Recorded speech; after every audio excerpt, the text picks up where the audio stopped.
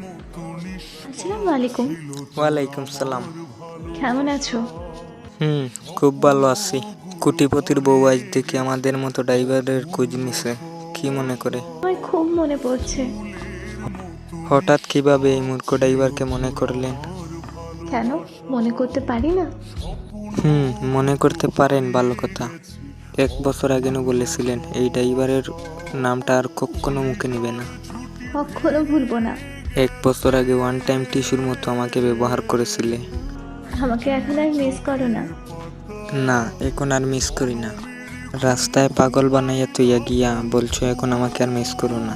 না, তোমাকে কখনো আর মিস করি না আমি, আর বিশেষ করে কোনোদিন মিস করবো না। যদি একটু তোমায় মন ভরে দেখতে পারতাম। তাক, তার দেখা লাগবে না। আর হয়তো দেখতে পারো অচেনা কোনো এক মহাসড়কে। হলে তো ভালোই হতো। তুমি বলছো দেখা হলে ভালো হতো। সেই দিন আমি তোমাকে যদি কোনোদিন দেখিও, তাহলে পাশ কাটিয়ে আমি চলে যাব। কারণ 1 বছর আগে আমার সাথে যা অন্যায় তুমি করেছো তা আমি কখনো ভুলতে পারবো না। জানো, আমি না খুব ক্লান্ত হয়ে গেছি। কত স্বপ্ন ছিল বিয়ের আগে। ভেবেছিলাম বিয়ের পর পূরণ করব। এখন স্বামীর আবদার মেটাতে মেটাতে নিজের স্বপ্ন ব্যর্থ।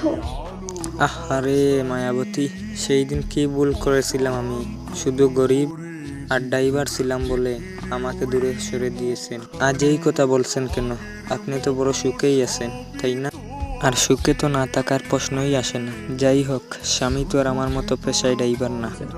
তোমার ঠান্ডা মস্তিষ্কের কথাগুলো আমার ভেতরটা দুমড়ে মুচড়ে শেষ করে দিচ্ছে। এখনো ভালোবাসো আমায়? না। তোমার তো শুধু একটাই কথা, চিন্তা হচ্ছে খুব। আচ্ছা, তোমাকে খুব মনে পড়লে আমি মেসেজ দিব, কেমন?